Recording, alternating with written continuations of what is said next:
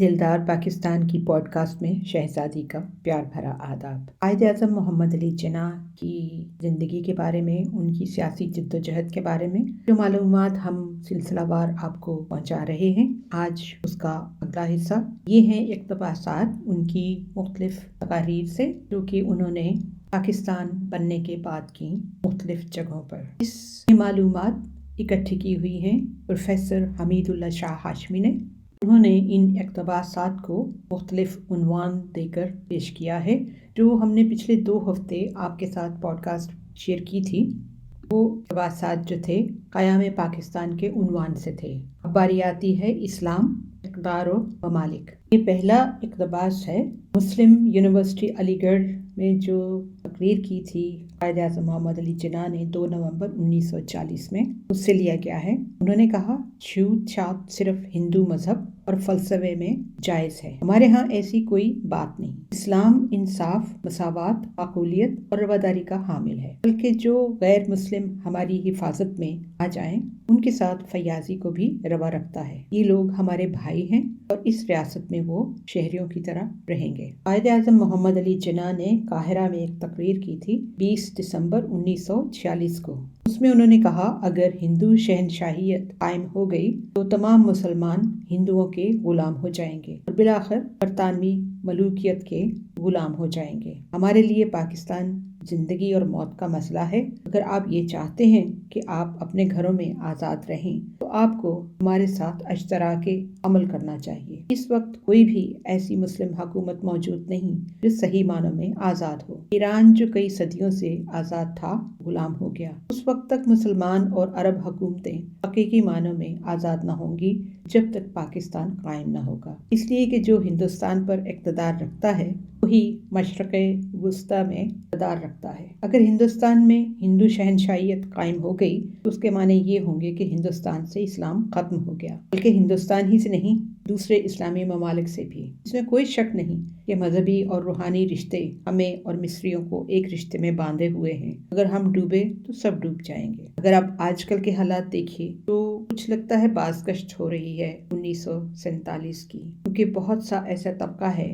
जो कि अभी भी हकीकी आज़ादी के नारे को तस्लीम करने से इनकार कर रहा है। दिल में उनको पता है, लेकिन जिंदगी आराम से गुजर रही है, लिहाजा परवाह नहीं करते। वो तो ये भी सोचना नहीं चाहते कि मुल्क के लिए क्या बेहतर है, क्योंकि ज्यादातर लोग सिर्फ अपने बारे में सोचते हैं। ये एक छोटा सा इक़्तिबास अगला है। ये main chamber of commerce Bombay, जिसको आजकल मुंबई कहा जाता है, 27 मार्च 1947 में कायद-ए-आज़म ने किया। उस तकरीर में से एक छोटा सा ये हिस्सा है। उन्होंने कहा, अगर कोई चीज़ अच्छी है तो ऐन इस्लाम है, अगर कोई चीज़ अच्छी नहीं है तो ये इस्लाम नहीं है, क्योंकि इस्लाम का मतलब ऐन इंसाफ है। समंदर को कूजे में बंद कर दिया। ये अगला इक़्तिबास आपको काफ़ी दिलचस्प लगेगा, क्योंकि माउंटबेटन की तकरीर के बाद उन्होंने जवाबन जो तकरीर की थी 14 अगस्त 1947 को, उसमें कायद-ए-आज़म ने कहा, शहनशाह अकबर ने गैर मुसलमों के साथ जो गैर सगाली और रवादारी का बर्ताव किया वो कोई नई बात न थी।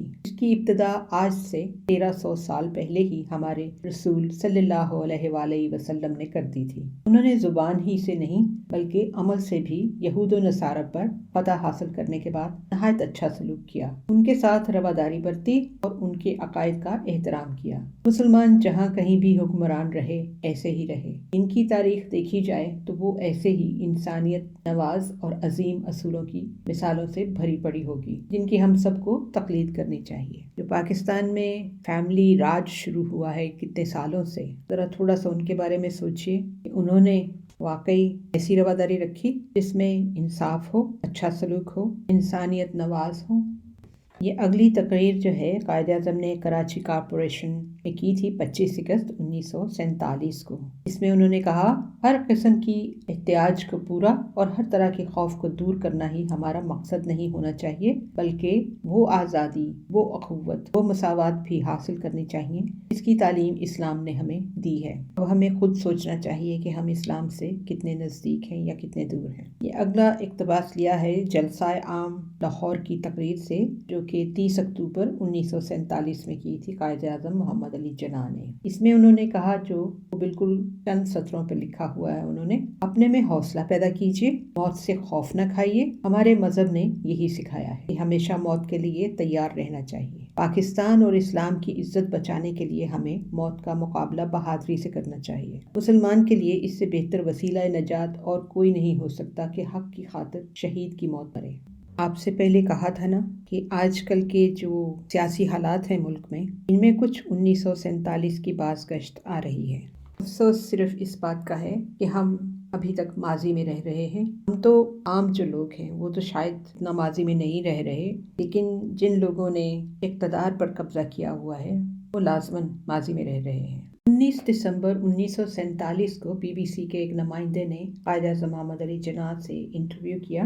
اس انٹرویو میں قائد اعظم نے کہا، اس بر صغیر کے مسلمان تقسیم فلسطین کے متعلق اقوام متحدہ کے ظالمانہ، ناجائز اور غیر منصفانہ فیصلے کے خلاف شدید ترین لب و لہجہ میں شدید ترین احتجاج کرتے رہے ہیں۔ ظاہر ہے کہ بر صغیر کے مسلمان امریکہ یا کسی اور ملک کی مخالفت مول لینا نہیں چاہتے، لیکن ہماری حصہ انصاف ہمیں مجبور کرتی ہے کہ ہم فلسطین میں اپنے عرب بھائیوں کی ہر ممکن طریقے سے مدد کریں۔ قائد اعظم کو کیا پتا تھا کہ ہمیں اپنی مدد کرنی پڑ جائے گی، پہلے اس کے کسی اور کی مدد کریں، اور وہ بھی لالچی حکمرانوں کے ہاتھوں جو سمجھتے ہیں کہ ان کو موت کبھی نہیں آنی۔ اردن کے سفیر کے استقبال میں ایک عشائیہ ہوا 24 دسمبر 1947 میں۔ اس میں قائد اعظم نے کہا، اسلام ہماری زندگی اور ہمارے وجود کا بنیادی سرچشمہ ہے۔ اسلام نے ہمارے ثقافتی اور تہذیبی ماضی اور گزشتہ روایات کو عرب دنیا سے اتنا وابستہ، گہرا اور قریب کر رکھا ہے کہ اس امر میں تو کسی کو شبہ ہی نہیں ہونا چاہیے کہ ہم عربوں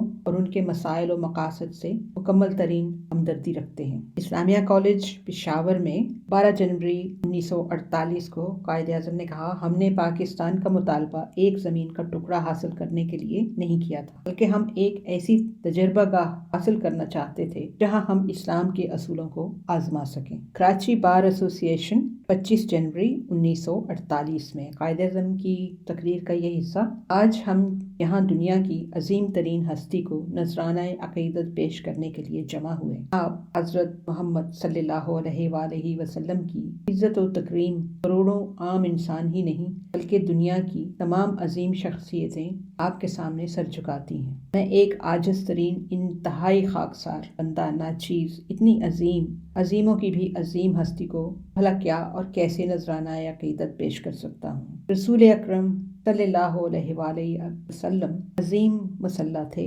عظیم رہنما تھے، عظیم واضح قانون تھے، عظیم سیاستدان تھے، عظیم حکمران تھے۔ میں ان لوگوں کی بات نہیں سمجھ سکتا جو دیدہ دانستہ اور شرارت سے یہ پروپیگنڈا کرتے رہتے ہیں کہ پاکستان کا دستور شریعت کی بنیاد پر نہیں بنایا جائے گا۔ اسلام کے اصول عام زندگی میں آج بھی اسی طرح قابل اطلاق ہیں جس طرح 1300 سال پہلے تھے۔ میں ایسے لوگوں کو جو بدقسمتی سے گمراہ ہو چکے ہیں یہ صاف صاف بتا دینا چاہتا ہوں کہ نہ صرف مسلمانوں کو بلکہ یہاں غیر مسلموں کو بھی کوئی خوف ڈر نہیں ہونا چاہیے۔ اسلام اور اس کے نظریات نے ہمیں جمہوریت کا سبق دے رکھا ہے۔ ہر شخص سے انصاف، رواداری اور مساوی برتاؤ اسلام کا بنیادی اصول ہے۔ پھر کسی کو ایسی جمہوریت، مساوات اور آزادی سے خوف کیوں لاحق ہو جو انصاف، رواداری اور مساوی برتاؤ کے بلند ترین معیار پر قائم کی گئی ہے۔ ان کو کہہ لینے دیجیے، ہم دستور پاکستان بنائیں گے اور دنیا کو دکھائیں گے کہ یہ رہا ایک اعلیٰ آئینی نمونہ۔ اسلام محض رسوم، روایات اور روحانی نظریات کا مجموعہ نہیں ہے۔ اسلام ہر مسلمان کے لیے ضابطۂ حیات بھی ہے، اس کے مطابق وہ اپنی روزمرہ زندگی، اپنے افعال و اعمال اور حتیٰ کہ سیاست اور معاشیات اور دوسرے شعبوں میں بھی عمل پیرا ہوتا ہے۔ اسلام سب انسانوں کے لیے انصاف، رواداری، شرافت، دیانت اور عزت کے اعلیٰ ترین اصولوں پر مبنی ہے۔ صرف ایک خدا کا تصور اسلام کے بنیادی اصولوں میں سے ہے۔ اسلام میں انسان میں کوئی فرق نہیں ہے۔ مساوات، آزادی اور اخوت اسلام کے اساسی اصول ہیں۔ فروری 1948 میں امریکی نامہ نگار سے انٹرویو دیتے ہوئے قائد اعظم نے کہا، پاکستان کا دستور ابھی بننا ہے اور یہ پاکستان کی دستور ساز اسمبلی بنائے گی۔ مجھے نہیں معلوم کہ اس دستور کی شکل و ہیئت کیا ہوگی، لیکن اتنا یقین سے کہہ سکتا ہوں کہ یہ جمہوری نوعیت کا ہوگا اور اسلام کے بنیادی اصولوں پر مشتمل۔ ان اصولوں کا اطلاق آج کے عملی زندگی پر بھی اسی طرح ہو سکتا ہے جس طرح 1300 سال پہلے ہوا تھا۔ اسلام اور اس کے نظریات سے ہم نے جمہوریت کا سبق سیکھا ہے۔ اسلام نے ہمیں انسانی مساوات، انصاف اور ہر ایک سے رواداری کا درس دیا ہے۔ ہم ان عظیم الشان روایات کے وارث اور امین ہیں، اور پاکستان کے آئندہ دستور کے معمار اور بانی کی حیثیت سے ہم اپنی ذمہ داریوں اور فرائض سے بخوبی آگاہ ہیں۔ 14 فروری 1948 میں سبی دربار بلوچستان میں قائد اعظم نے کہا، میرا ایمان ہے کہ ہماری نجات کا واحد ذریعہ اس سنہری اصولوں والے ضابطۂ حیات پر عمل کرنا ہے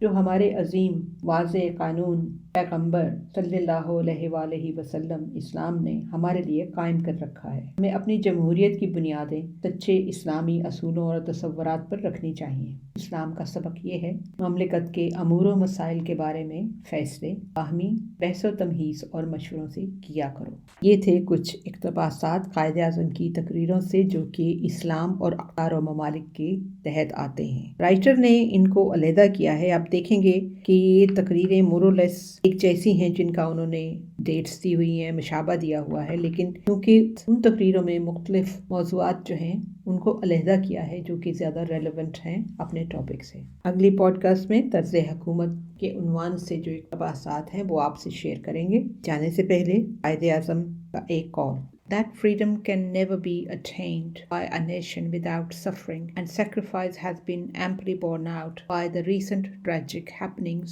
in this subcontinent. ہمارا ای میل ایڈریس ہے dildarpakistan@hotmail.com۔ اگلی پوڈ کاسٹ میں انشاءاللہ آپ سے پھر ملاقات ہوگی۔ Until next time, take care, God bless, اللہ حافظ۔